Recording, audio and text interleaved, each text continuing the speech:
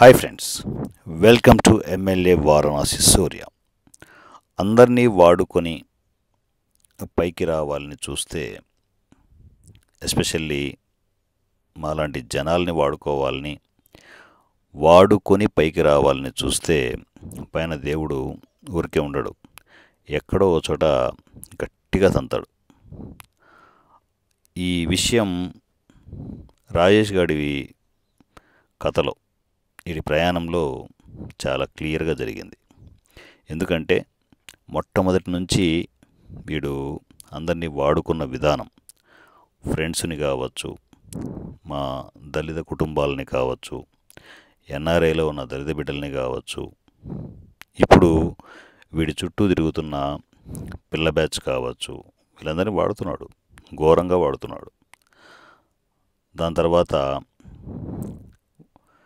వైఎస్ఆర్సీపీని వాడుకోవాలని చూశారు, అక్కడ కుదరలేదు. జనసేనని వాడుకోవాలని చూశాడు, అక్కడ తన్నారు. దాని తర్వాత టీడీపీని వాడుకోవాలని చూశాడు. ఇక్కడ అతిపెద్ద ట్విస్ట్ జరిగింది. వాళ్ళు వాడకానికి ఇచ్చినట్టు ఇచ్చి ఆల్మోస్ట్ ఇచ్చేశారు, అయిపోయింది, ఇడు లేచాడు అనే టైంలో కరెక్ట్గా అతిపెద్ద ట్విస్ట్ చంద్రబాబు గారి విషయంలో జరిగింది. వీడిని పాజులో పెట్టడం జరిగింది. సో ఎమ్మెల్యే సీటు వరకు వెళ్ళి, నిజం కొంచెం కష్టంగా ఉంటుంది, ఎంత వీడు బజారు ఎదవైనా సరే ఎమ్మెల్యే సీట్ టచ్ చేసి వెనక్కి వచ్చినప్పుడు ఖచ్చితంగా అహం అడ్డొస్తుంది. పవన్ కళ్యాణ్ గారి మీద అంత రివెంజ్లో వాడు ట్రై చేయడానికి రీజన్ కూడా అదే. పవన్ కళ్యాణ్ గారిని ఓడిస్తా అని చెప్పడానికి రీజన్ కూడా కొవ్వెక్కువై ఆ మాట పొరపాటును కంట్రోల్ చేసుకోలేక అనేసాడు. అది ఇంకా పతనానికి దారితీసింది. చెప్తున్నా కదా, ఒకడి పతనాన్ని కోరుకుంటూ ముందుకు వెళ్తూ ఉంటే ఆటోమేటిక్గా వాడే పతనం అయిపోతారు. కానీ ఇక్కడ ట్విస్ట్ ఏంటంటే, మాకు ఇలాంటివి వర్తించవు. ఎందుకంటే బజారు ఎదువుల పతనాన్ని కోరుకోవడం తప్పు కాదు. పవన్ కళ్యాణ్ గారు లాంటి గొప్ప మనిషి పతనాన్ని చూడాలనుకున్నాడు చూడు, అది తప్పు. సో ఏదైనా సరే నువ్వు నిజాయితీగా కల్మషం లేకుండా చేస్తే, ఇప్పుడు కాకపోతే రేపైనా, రేపు కాకపోతే ఇంకొద్ది రోజులకైనా కూడా నీ సక్సెస్ స్టార్ట్ అవుతుంది. దానికి ప్రత్యక్ష ఉదాహరణ నేను కొత్తగా చెప్పాల్సిన అవసరం లేదు. పవన్ కళ్యాణ్ గారిని చూస్తున్నారు. నిజాయితీకి పెట్టింది పేరు. 10 సంవత్సరాలు ఒక యజ్ఞంలా చేశాడు. ఏమైంది? ఎక్కడ కూర్చున్నాడు? మనం అందుకోలేంత ఎత్తులో ఉన్నాడు పవన్ కళ్యాణ్ గారు. అది నిజాయితీకి ఉన్న పవర్. ఈ గాడిద కొడుకు పవర్ ఏంటి? అందరినీ వాడుకోవాలని మొట్టమొదటి నుంచి వీడు అదే చేస్తున్నాడు.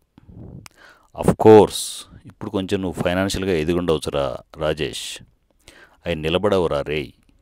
నువ్వు అనుకుంటున్నావు బాగా ముడ్డి కింద వేసి అందరి డొనేషన్లు, ఓపెన్ డొనేషన్స్ అందరికీ మాయమాటలు చెప్పి ఆ డొనేషన్స్ని తినేసి నీకు నువ్వు కూడబలుకున్నా అనుకుంటున్నావు. అవి నిలబడవు. నా మాటలు గుర్తుపెట్టుకో, నిలబడవు అవి.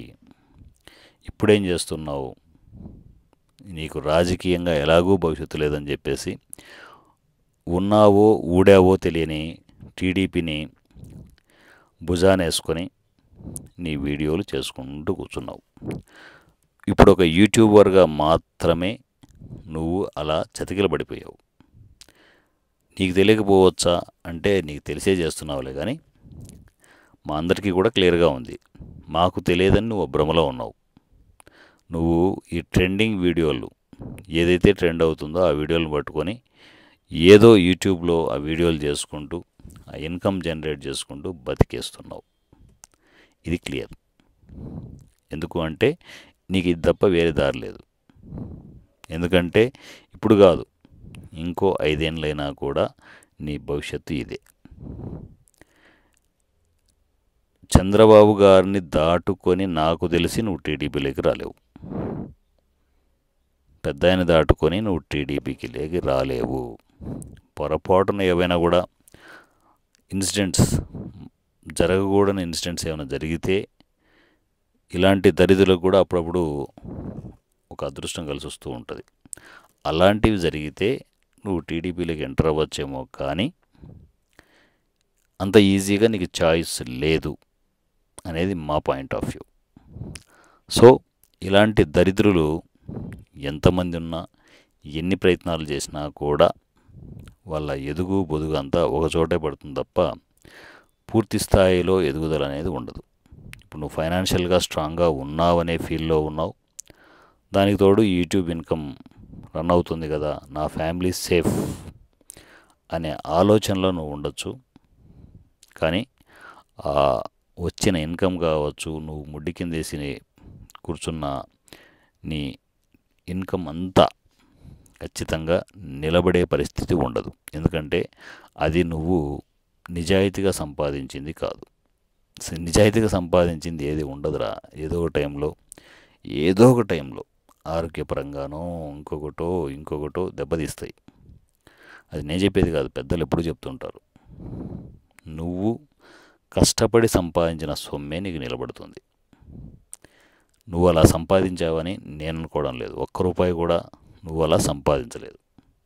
అంత జనాల సొమ్మే. జనాల సొమ్ము ముడ్డి కింద పెట్టుకొని ఎన్ని రోజులు టైం వస్తుంది, ఆ టైం కూడా వస్తుంది. ఇప్పుడు నువ్వు చూసావు చూడు, రాజకీయ భవిష్యత్తు నువ్వు ఊహించావా ఇలా తయారవుతుందని? ఊహించలేదు కదా. ఇది కూడా ఊహించలేవు, జరుగుతాయి. దేవుడి పైన ఊరికే ఉండడు, ఎప్పుడో ఒకసారి గట్టి దెబ్బ కొడతాడు. సో రాజేష్, ఆ దెబ్బ కోసం ఎదురు చూస్తూ ఉండు. ఎందుకంటే నీ పతనాన్ని కోరుకోవాలని మాకు లేదు, కానీ నీలాంటి ఎదవ, నీలాంటి విషపురుగు రాజకీయాల్లో ఉండకూడదనే మా టార్గెట్ రాజేష్. మేము చెప్పే టార్గెట్ చేస్తున్నాం రాజేష్. మా నుంచి నువ్వు తప్పించుకోలేవు. Thank you so much and love you all. మీ MLA Varanasi Surya. Thank you.